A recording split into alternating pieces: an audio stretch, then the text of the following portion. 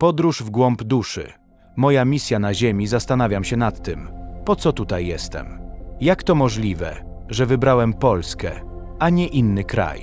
Często myślę o tym, co działo się w moim życiu, w mojej inkarnacji, od lat 70. i 80., kiedy przyszło mi doświadczyć okresu socjalizmu, narodzin Solidarności, stanu wojennego, a później wielkich przemian, które miały miejsce w 1989 roku.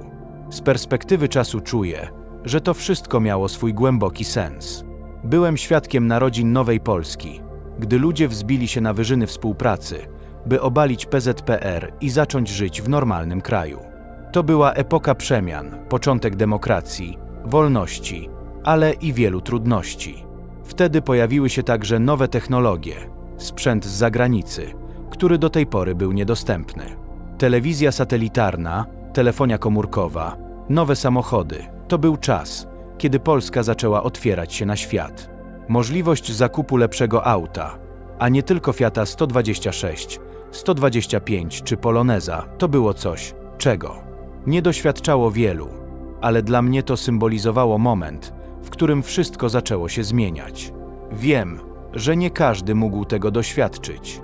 Nawet ci, którzy urodzili się po 1990 roku, znają tamte czasy tylko z filmów, książek czy opowieści starszych osób. I teraz, patrząc na to wszystko, czuję, że celowo zdecydowałem się tutaj narodzić. Wybór Polski, tego kraju, nie był przypadkowy. Mogłem wybrać inny kraj, ale czuję, że w przeszłości byłem już tam i dlatego nie chciałem wracać. Przyglądając się światu, jak wygląda życie w Indiach, gdzie ludzie naprawiają opony ręcznie, przerabiają plastik i śmieci na coś użytecznego, czuję, że miałem szczęście, że tu się inkarnowałem. Często myślę o losie kobiet w Indiach, które w tamtej kulturze mają najniższy status, a ich życie pełne jest trudności. Gdy widzę ten brud i brak zasad bezpieczeństwa na takich filmach, mam poczucie, jak dobrze jest tu, w Polsce, gdzie choć życie nie zawsze jest łatwe, to mamy więcej możliwości, a i nasze społeczeństwo dało nam szansę na rozwój. Jestem tu, w Polsce, z konkretnym celem. A gdy patrzę na swoje życie, przypominają mi się szczegóły, które pojawiły się podczas regresji. Kiedy miałem 14 lat, byłem z klasą na wycieczce w Toruniu. Podczas wolnego czasu poszedłem pod Krzywą Wieżę i poczułem, że już tam byłem. To było pierwsze wrażenie, jakbym już kiedyś widział to miejsce. A przecież byłem tam po raz pierwszy. Pytanie podczas regresji, które padło, brzmiało: kim byłem? Odpowiedź przyszła szybko: rycerz.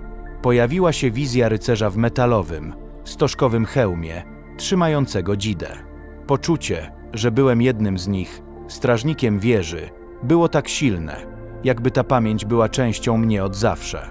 Może w poprzednich inkarnacjach pełniłem taką rolę, broniąc i chroniąc coś ważnego. Zastanawiam się teraz, po co tu jestem? Może moim zadaniem jest pomóc przebudzić zagubione dusze, które utknęły w cyklu inkarnacji. Może jestem tu po to, by pełnić rolę latarni dla tych, którzy błądzą i nie potrafią znaleźć swojej drogi. Czasami czuję, że to moje powołanie, by pomagać innym dostrzec sens, by ich prowadzić ku wyższej świadomości. I może nadejdzie dzień, kiedy obudzimy się w nowym świecie, w wyższej wibracji, w nowej rzeczywistości. Czuję, że nasza planeta przechodzi transformację, że zbliża się moment, w którym pewne dusze będą mogły wznosić się na wyższy poziom wibracji. Mówi się o 3 dniach ciemności, które mają być czasem oczyszczenia. Może to nie będzie spektakularne wydarzenie, jak niektórzy wyobrażają sobie to w filmach, ale bardziej subtelne przeniesienie, kiedy ci, którzy będą w stanie przejść na wyższą częstotliwość, obudzą się w nowej rzeczywistości.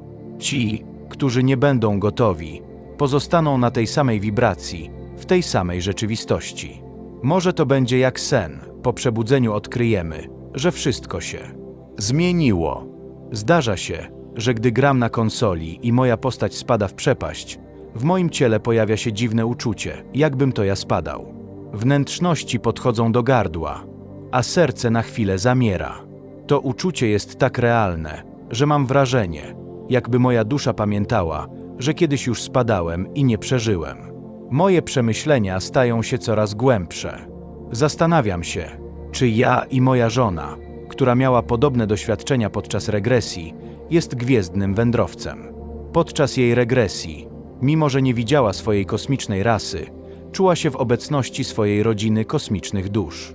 To wszystko daje mi do myślenia, czy nasze zainteresowanie tematyką kosmicznych podróży, science fiction, a także nasza pasja do książek takich jak Wehikuł Czasu H.G. Wellsa, czy seriali takich jak Star Trek i Gwiezdne Wojny, to tylko przypadek, czy może jest to część naszej kosmicznej misji.